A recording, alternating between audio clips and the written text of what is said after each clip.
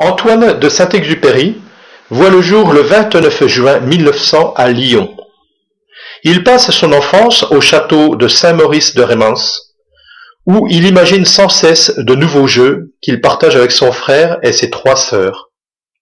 Il est très intéressé par le monde qui l'entoure, notamment par l'aviation qui le fascine. Il reçoit le baptême de l'air en 1912 sur le terrain d'Ambérieu. Cette expérience fait naître en lui une grande passion. En 1921, il intègre le 2e régiment d'aviation de Strasbourg pour effectuer son service militaire. Il occupe un poste de mécanicien mais rêve de voler. Il se met donc à prendre des cours au sein d'une compagnie civile. Le 23 décembre, après avoir été affecté à Rabat au Maroc, il obtient son brevet de pilote militaire. L'année suivante, il suit les cours d'élève officier de réserve et reçoit le grade de lieutenant. Une fois libéré de ses obligations envers l'armée, Saint-Ex trouve une place de représentant pour les camions Saurer. Mais ce travail ne le motive pas. Il ne pense qu'à une chose, l'aviation. Chaque période de réserve est pour lui comme une bouffée d'oxygène. Il savoure chaque vol. Il finit par être admis à la compagnie aérienne française en tant qu'intérimaire pour piloter des avions-taxis. En 1926, il est engagé par Didier Dorat, le directeur d'exploitation de l'ATCOR. Il s'installe donc à Toulouse et se lie d'amitié avec 2 pilotes de la compagnie, Jean Mermoz et Henri Guillaumet.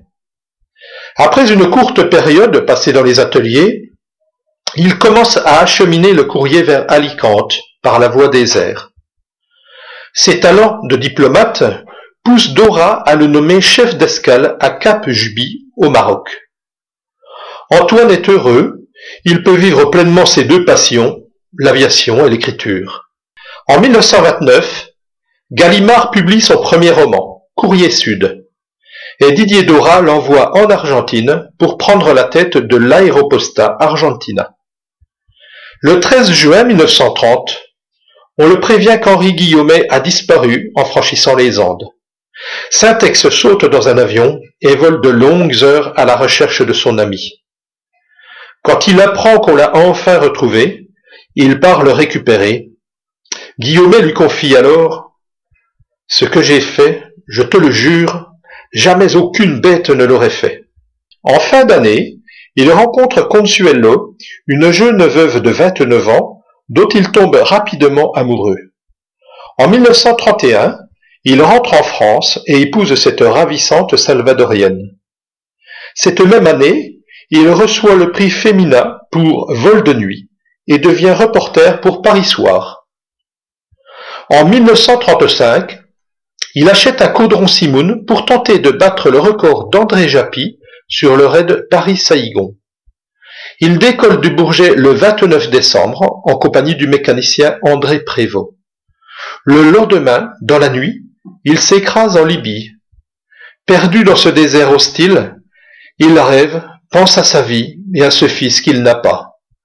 C'est ainsi qu'il imagine sa rencontre avec un petit garçon, venu d'ailleurs, qui lui demande de lui dessiner un mouton.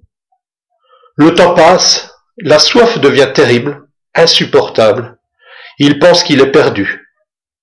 Au bout de 4 jours, un bédouin aperçoit les 2 hommes et vient à leur secours. Saint-Ex lui rendra hommage dans Terre des hommes à travers ces quelques lignes. Tu ne nous as jamais dévisagés, et déjà tu nous as reconnus. Tu es le frère bien-aimé, et, à mon tour, je te reconnaîtrai dans tous les hommes.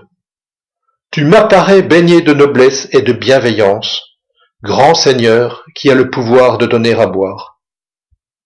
Après cet accident, qui est pour lui le 4e, il part faire un reportage sur la guerre d'Espagne. Le 7 décembre 1936, il apprend que la Croix du Sud, l'hydravion de Jean Mermoz, vient de disparaître au-dessus de l'Atlantique. Antoine accuse le coup. Le 3 septembre 1939, la France entre en guerre.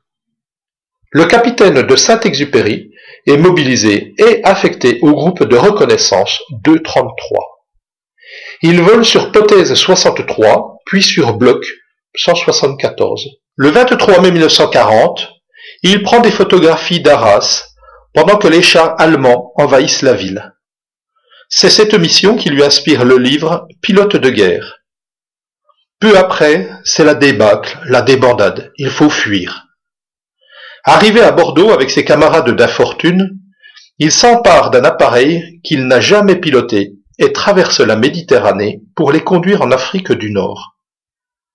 Après l'armistice, il s'exile aux États-Unis afin de convaincre les Américains d'intervenir en Europe.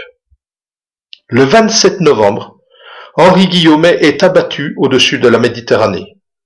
Saint-Ex vient à nouveau de perdre un grand ami. Il est à présent le dernier de ses 3 mousquetaires. En 1943, grâce à ses relations, il parvient à reprendre du service malgré son âge.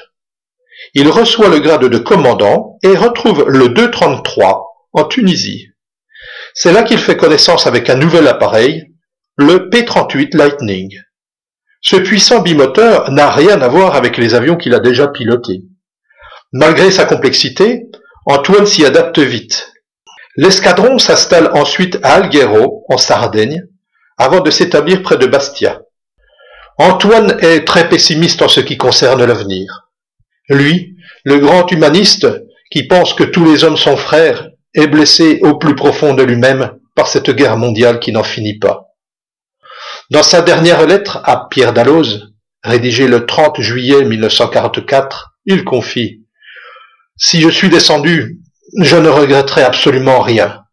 La termitière future m'épouvante, et je hais leur vertu de robot. Moi, j'étais fait pour être jardinier. » Le matin du 31 juillet 1944, il se rend sur la base de Bastia-Borgo pour effectuer une mission de reconnaissance photographique. Les clichés qu'il doit prendre permettront de préparer le débarquement allié en Provence. Saint-Ex se prépare. Un de ses camarades officiers l'aide à enfiler sa combinaison chauffante. En effet, ses nombreux accidents et leurs séquelles l'empêchent d'effectuer certains mouvements. Comme d'habitude, on peut lire la douleur sur son visage durant cette opération. On l'aide ensuite à accrocher son parachute, puis il s'installe dans le cockpit de son appareil. À 8h25, il décolle à bord du P-38 F5, numéro 268-223, et met le cap sur la France. Peu après, alors qu'il survole la Méditerranée, il disparaît des écrans radars.